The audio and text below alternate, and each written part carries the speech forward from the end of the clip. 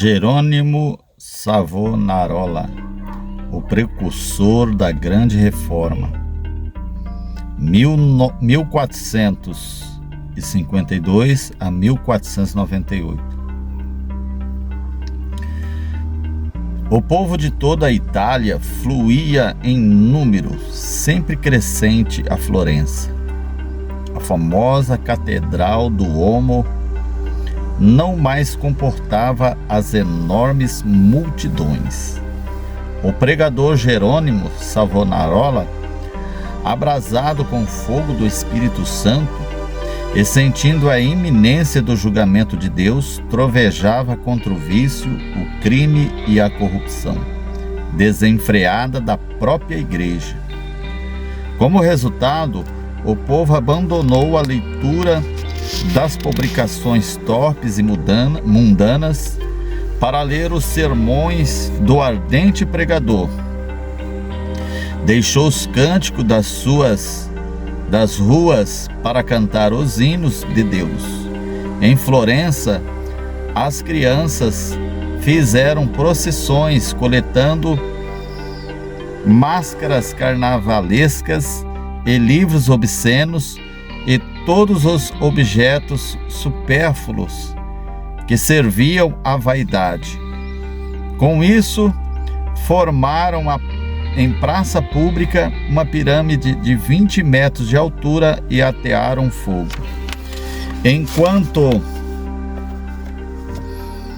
Enquanto o monte ardia, o povo cantava hinos e os sinos das cidades dobravam em sinal de vitória. Se o ambiente político fosse o mesmo que depois veio a ser na Alemanha, o intrépido e devoto Jerônimo Savonarola teria sido o instrumento usado para iniciar a Grande Reforma, em vez de Martinho Lutero. Apesar de tudo, Savonarola tornou-se um dos ousados e fiéis arautos que conduziam o povo à fonte pura e às verdades apostólicas registradas nas Sagradas Escrituras. Jerônimo era o terceiro dos 7 filhos da família. Nasceu de pais cultos e mundanos, mas de grande influência. Seu avô paterno era um famoso médico na corte de Duque de Ferrara, e os pais de Jerônimo planejavam que o filho ocupasse o lugar do avô. No colégio, era aluno esmerado, mas os estudos da filosofia de Platão, de Aristóteles, deixaram-lhe a alma sequiosa. Foram, sem dúvida, os escritos de Tomás de Aquino que mais influenciaram, a não ser as próprias Escrituras, a entregar inteiramente o coração e a vida de Deus. Quando ainda menino, tinha o costume de orar e, ao crescer, o seu ardor em orar e jejuar aumentou. Passava as horas seguidas em oração. A decadência da igreja, cheia de toda a qualidade de vício e pecado, e ainda o luxo e a ostentação dos ricos, em contraste com a profunda pobreza dos pobres, magoavam-lhe o coração. Passava muito tempo sozinho nos campos e à beira do rio Pó, em contemplação perante Deus, ora cantando, ora chorando, conforme os sentimentos que ardiam no peito. Quando ainda jovem, Deus começou a falar em visões. A oração era uma grande consolação.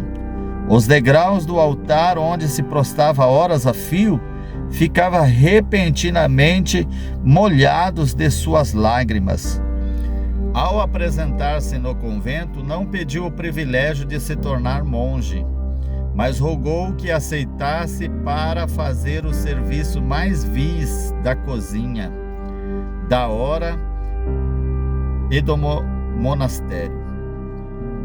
Na vida do claustro, Savonarola passava ainda mais tempo em oração e jejum e contemplação perante Deus. Sobrepujava todos os outros monges em humildade, sinceridade e obediência, sendo apontado para lecionar filosofia, atividade que exerceu até sair do convento. Depois de passar 7 anos no mosteiro de Bolonha, Jerônimo foi ao convento de São Marcos, em Florência. Grande foi o seu desapontamento ao ver que o povo florentino era tão depravado como os demais lugares. Até então, ainda não reconhecia que a semente, a fé em Deus, salva o pecador. Ao completar 1 ano de convento em São Marcos, foi apontado instrutor de noviciados e, por fim, designado pregador do mosteiro. Apesar de ter ao seu dispor uma excelente biblioteca, Savonarola utilizava-se mais e mais da Bíblia como seu livro de instrução. Sentia cada vez mais o terror e a vingança do dia do Senhor, que se aproximava. Às vezes entregava o trovejar do púlpito contra a impiedade do povo. Era tão poucos os que assistiam às suas pregações que Savonarola resolveu dedicar-se inteiramente às instruções dos noviciados. Contudo, como Moisés não podia escapar à chama de Deus,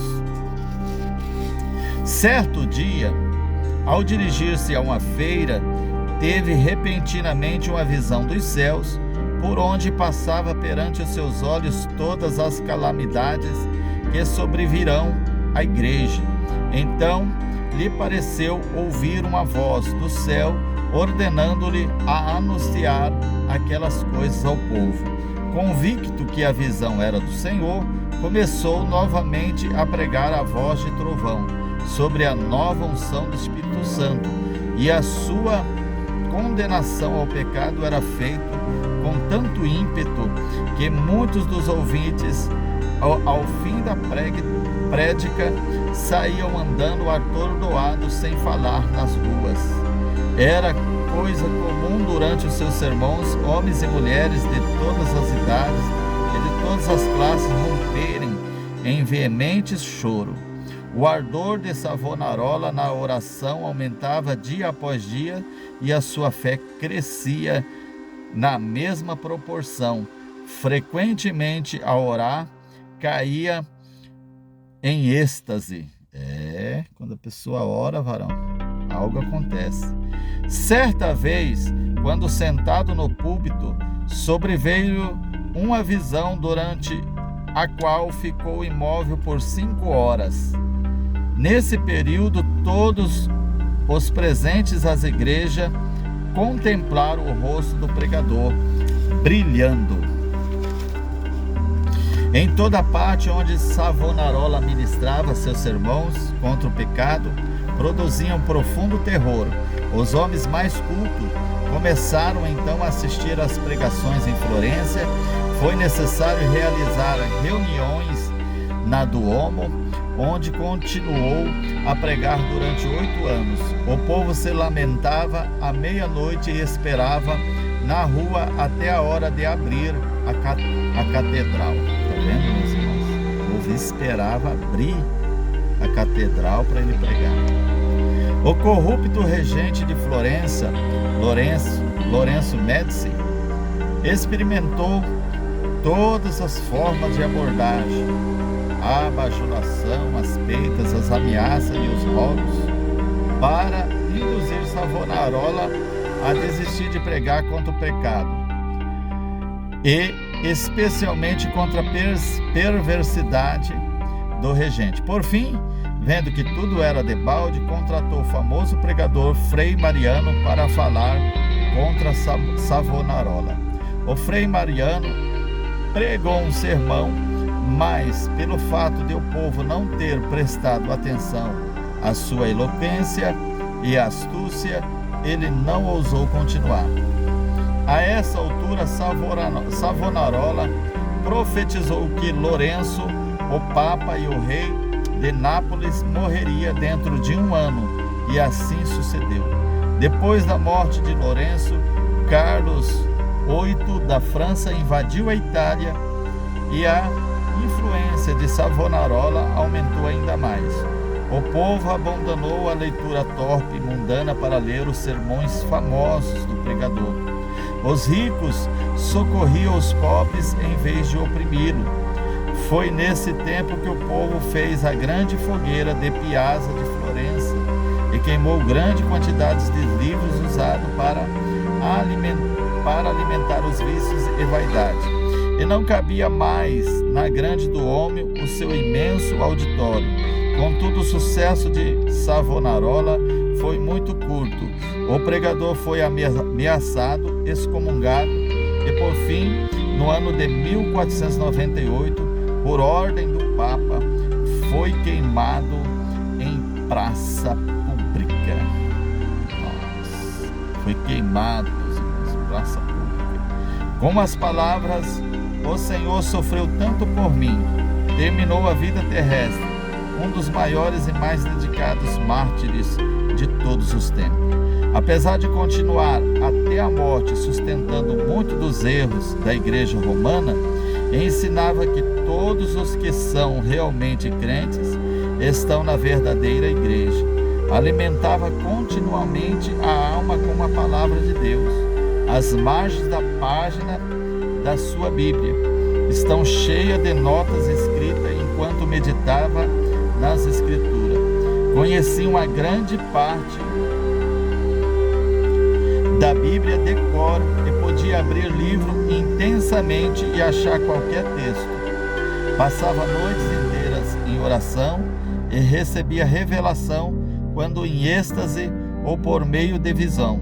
Os seus livros sobre a humildade, a oração, o amor e outros temas continuam a exercer grande influência sobre os homens.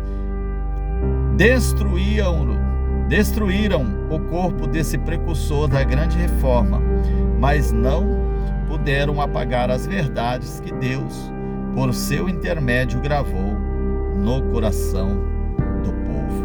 Daí, meus amados irmãos, a história de Jerônimo Savonarola. Jerônimo Savonarola, difícil falar esse nome, esse segundo nome dele. Daí esse italiano aí, meus amados irmãos, que foi um precursor da grande reforma, um pregador, um grande homem de Deus que pregava contra o pecado, né, meus amados? Daí a história desse homem. Espero que vocês tenham gostado. E até outro vídeo, meus amados irmãos, vamos estar colocando mais grandes heróis da fé aí para vocês, amém? Fique na paz do Senhor. Pode colocar algum comentário lá, pode perguntar algo nos comentários, tá, meus amados? Deixa seu like, compartilhe o conteúdo, amém? Se inscreva nesse canal, é muito importante para nós. Deus abençoe e até a próxima, na paz do Senhor.